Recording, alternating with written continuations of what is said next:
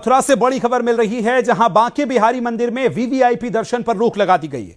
Supreme court की बनाई committee की बैठक में यह अहम फैसला हुआ है। मंदिर में श्रद्धालुओं की सुविधा के लिए यह फैसला लिया गया। साथ ही सभी श्रद्धालुओं को समान रूप से दर्शन मिलेंगे।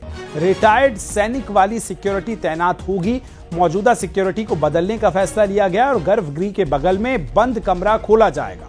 15 दिन में संपत्ति की रिपोर्ट पेश होगी और भक्तों को दर्शन के लिए लाइन में लगना होगा। बांके बिहारी मंदिर में बनी वीआईपी गैलरी जो है वो हटाई जाएगी। तो ये बड़ा फैसला लिया गया। खबर को विस्तार देंगे सहयोगी नितिन जुड़ गए ज्यादा जानकारी के साथ। नितिन, ये जो बड़ा फैसला लिया गया किस तरह से देख रहे हैं, क्या कुछ और इस रिपोर्ट में, इस पूरी बैठक में बड़ा निकला है? इस पर हाई पावर कमेटी जो बनी थी उसकी ये चौथी बैठक थी, लेकिन चौथी बैठक से पहले कमेटी के द्वारा लगातार बांके बिहारी मंदिर के आसपास के इलाके का निरीक्षण किया गया था। बांके बिहारी मंदिर का निरीक्षण किया गया था। मंदिर में व्याप्त अव्यवस्थाओं के बारे में जानकारी की गई थी। वहीं भीड़ के चलते जो है किस तरह की व्यवस्थाएं वहां पर होती हैं उस कमेटी के द्वारा इसको स्थलीय निरीक्षण किया गया था।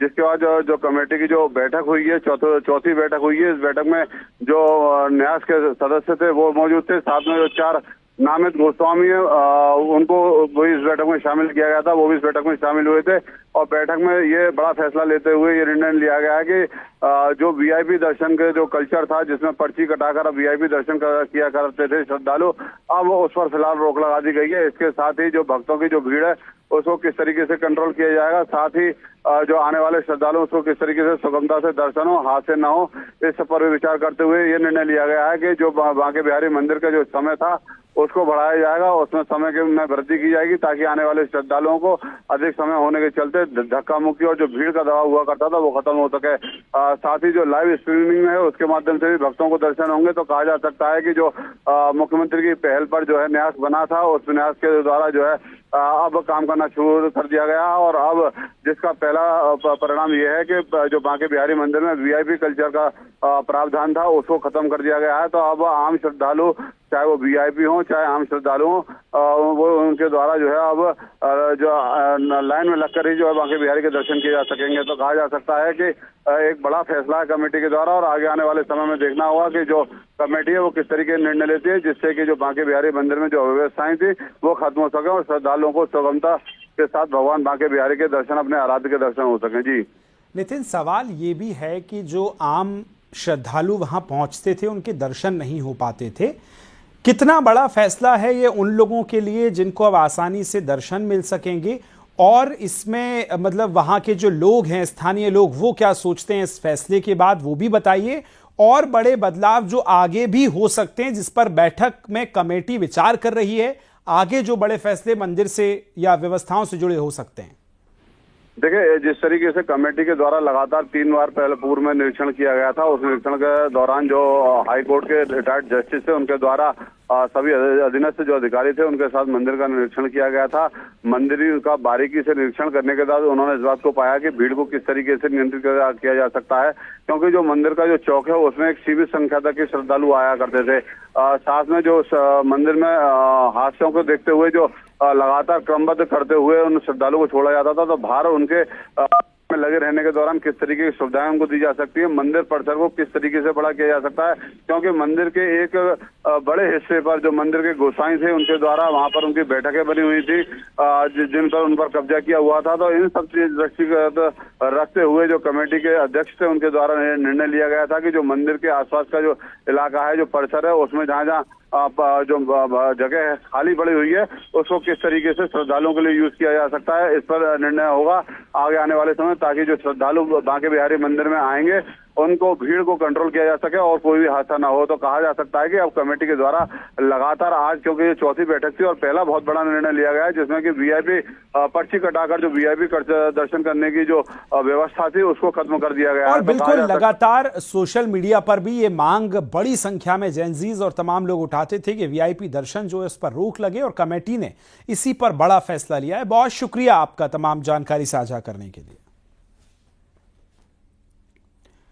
तस्वीरें आप देख रहे हैं किस तरह से ये बड़ी जो मेन जगह है जहां दर्शन होते हैं, और वहां जगह की चूंकि कमी है और इस हिसाब से लोगों को परेशानियों का सामना ना करना पड़े, लिहाजा वीआईपी दर्शन वाली जो लेन थी पूरी, जो सबसे आगे की लाइन जहां लगती थी, उसको अब यहां से खत्म किया जाएगा और सिक्योरिटी में बदलाव किया जा रहा है, जिससे आम लोग बहुत आसानी से दर्शन कर पाएं।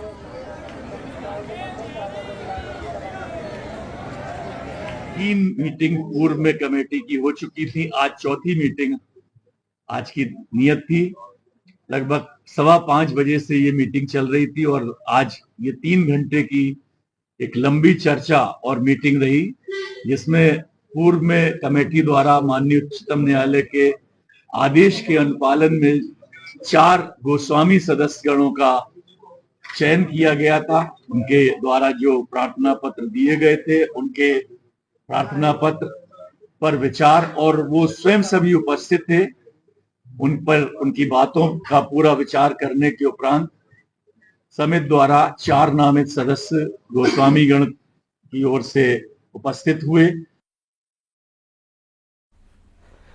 कानपुर से खबर, जहां स्कूल बस पलटने का मामला सामने आया है। सांड के गोपालपुर में कल जो है बस पलटी थी, जहां बिना फिटनेस इंश्योरेंस की ये बस चल रही थी। ये भी निकलकर सामने आया। 2016 से इस स्कूल बस का फिटनेस नहीं हुआ था। 2019 से स्कूल बस का इंश्योरेंस नहीं हुआ था। हादसे के वक्त बस में 30 बच्चे मौजूद थे। ये बड़ी खबर हम आपको बता रहे हैं। तो आपको बताएं कि स्कूल बस पलटने से यह हादसा हुआ है। सीधा चलेंगे सहयोगी अमित के पास। अमित, किस तरह से ये बिना फिटनेस, बिना इंश्योरेंस की बस चल रही थी और वो भी स्कूल बस, कितने बच्चों की जान के साथ खिलवाड़ हो रहा था, क्या अधिक जानकारी मिल पाई है? देखिए विशेष, मैं आपको बताना चाहूंगा कि कानपुर में ये मौत के वाहन घूम रहे हैं, जिन्हें परिवहन विभाग रोकने में नाकाम है। समय समय पर दिखावे के लिए 2 दिन और 4 दिन का कैंप लगता है, मगर फिर वो ठंडे बस्ते में चला जाता है। हाल के अगर मामले की बात की जाए, साड़ गोपालपुर थाना क्षेत्र के अंतर्गत एक स्कूल की बस अनियंत्रित होकर सीधे नाले में जाके गिरी और नाले में गिरने में उस दौरान 50 से ज्यादा बच्चे उसमें बताए जा रहे हैं, क्योंकि ये ऑन कॉन्ट्रैक्ट बस थी। इसमें बच्चे स्कूल की तरफ जा रहे थे और ये ग्रामीणों को जब पता चला तो 250 से ज्यादा ग्रामीण आसपास के 1 दर्जन गांव के वहां पहुंचे और बच्चों को सकुशल बाहर निकाला गया। मगर कुछ चीजें खुलासे में ऐसी हुई कि इस बस का 2016 से फिटनेस नहीं हुआ। फिटनेस एक ऐसी चीज होती है जो हर साल कराया जाता है, जिसमें इस चीज का जिक्र होता है कि जो बड़े हैवी व्हीकल्स होते हैं, आरटीओ उनका पूरा सर्टिफिकेट देता है, मगर 2016 से नहीं चला। और दूसरी बात जो सामने आई कि 2018-19 के बाद से इंश्योरेंस नहीं, यानी अगर इस गाड़ी से कोई अप्रिय घटना हो जाए या कोई घटना हो जाए तो सबसे बड़ी सवाल की इंश्योरेंस दें, किसको क्लेम कैसे। ऐसी तमाम वाहन है जिनको परिवहन विभाग अनदेखी कर रहा है। शहर के अंदर हाईवे पर व्हीकल जरूर आरटीओ के खड़े होते हैं, मगर वो आरटीओ के व्हीकल उन्हीं व्हीकल्स को टच करते हैं जिन व्हीकल्स की पर्चियां उनके पास नहीं होती हैं। वाकई अमित, और जिस तरह से ये सड़कों पर यमराज बन के वाहन घूम रहे हैं और ये कम से कम बच्चों के साथ, जान के साथ खिलवाड़ ना करें, इसलिए इन पे बड़े एक्शन भी होना चाहिए। बहुत शुक्रिया जानकारी के लिए।